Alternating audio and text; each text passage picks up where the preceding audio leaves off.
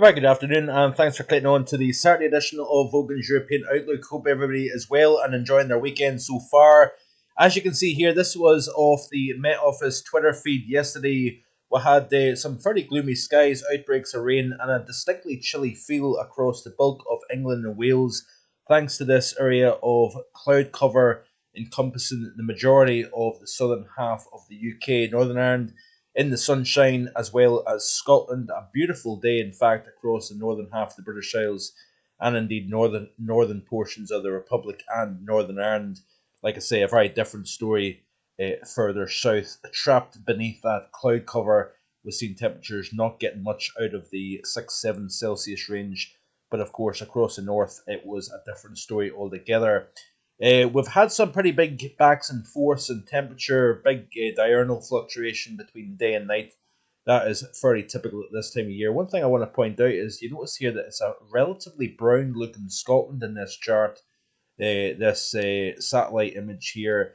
It has been a very dry April, and it's going to be interesting when all is said and done and the statistics come out of the Met Office with regards to this April. I think it's going to be a dry and milder than average north and cooler, somewhat near average, possibly even a touch above average rainfall wise.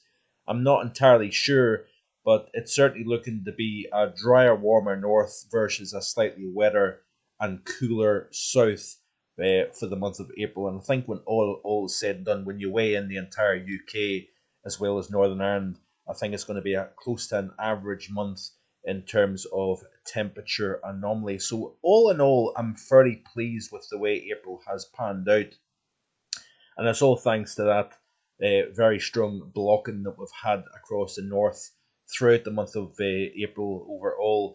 And it's a legacy of the SSW as well as the Mann-Julian Oscillation being in phase 8. This is actually I think this is the strongest negative North Atlantic oscillation since 1995 on record. So this is only the second strongest negative NAO for the month of April on record since I believe going back to 1950. I think that's when they started recording the data for the NAO.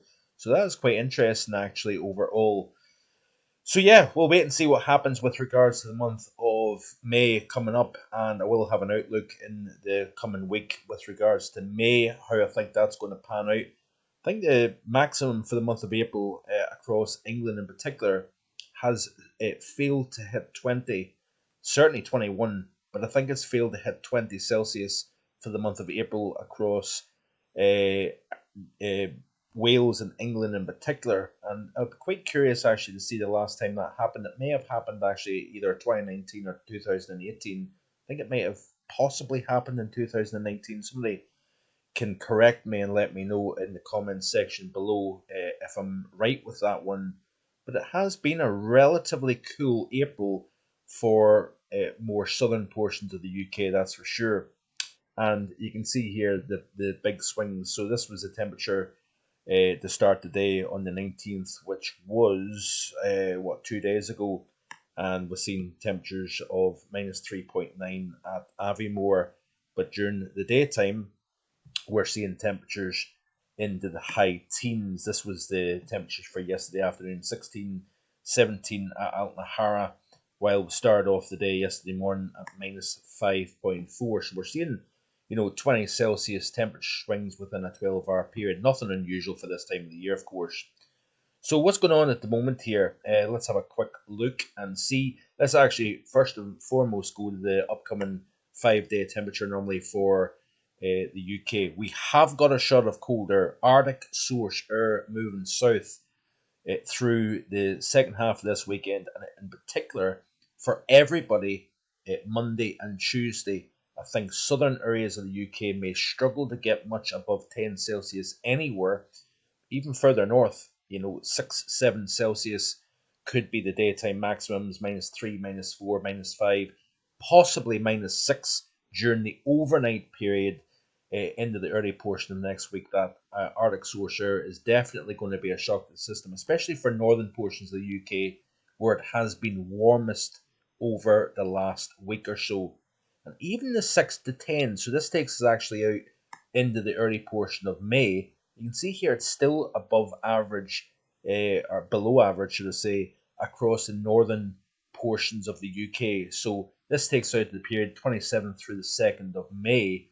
And yeah, it's a relatively chilly end to the month, that's for sure, across more northern areas of the UK. We're starting to see a possible surge of warmth towards the end of next week and into the weekend here. Very chilly across the central portion of Europe as well as the north. Very warm compared to average. We could be knocking on the door of 40 Celsius, by the way, across Iberia during the next few days here.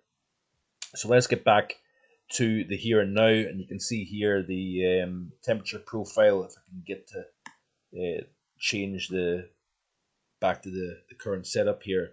So you can see here, cool pocket of air at the moment across the bulk of the UK. Coldest air still to the north, but that as that area of low pressure starts to kind of slide eastwards, we're starting to see the buildup of pressure across Greenland, and that is going to open the door to this Arctic air coming south once again across the UK and indeed Ireland. Remember that we haven't hit 20 Celsius to the best of my knowledge across England and Wales this year so far. So it's taken a while to come out of this spring, and that is exactly what I had forecast, that we would see the nagging effects of the SSW during the middle portion of February. So a pretty decent call. I did have a few folk thinking that we would have a surge of summer quite early on.